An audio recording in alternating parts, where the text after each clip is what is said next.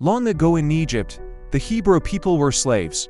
The powerful king, Pharaoh, feared their growing numbers. He was afraid they might one day rise up against him. In his cruelty, he issued a terrible order. Every newborn Hebrew boy was to be thrown into the Nile River. It was a time of great sorrow and fear, but into this darkness, a light was born. A Hebrew woman named Jochebed gave birth to a beautiful baby boy. She loved him instantly and couldn't bear to follow Pharaoh's command. For 3 months, she hid him, keeping him safe and quiet.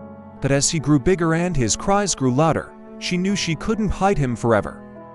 With a heart full of faith and a desperate hope, Jochebed wove a small basket from reeds. She sealed it with tar to make it waterproof. Then, with tears in her eyes, she gently placed her precious baby inside. She carried the basket to the edge of the Nile River and set it afloat among the tall reeds, trusting God to watch over him. The baby's older sister, Miriam, stood at a distance, her eyes fixed on the tiny ark, waiting to see what would happen. Soon, an incredible scene unfolded. Pharaoh's own daughter came down to the river to bathe. She spotted the unusual basket nestled in the reeds and sent her servant to retrieve it. When she opened it, she found a baby crying inside. Her heart immediately filled with compassion. "This must be one of the Hebrew babies," she whispered. Just then, brave young Miriam stepped out from her hiding spot. "Shall I go and find a Hebrew woman to nurse the baby for you?"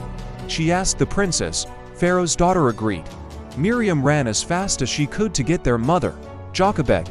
The princess then hired Jochebed to care for the baby, promising to pay her. And so, in a miraculous turn of events, the baby was returned to his own mother's loving arms. When the boy was old enough, Jochebed brought him back to the princess, who adopted him as her son.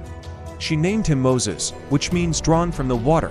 Moses grew up in the luxury of the Egyptian palace, but God had a much bigger plan for his life. The same baby who was saved from the river would one day grow up to lead his people out of slavery and into freedom. This story shows us that even in the most hopeless situations, a greater plan can be at work, guiding and protecting us. Thanks for watching.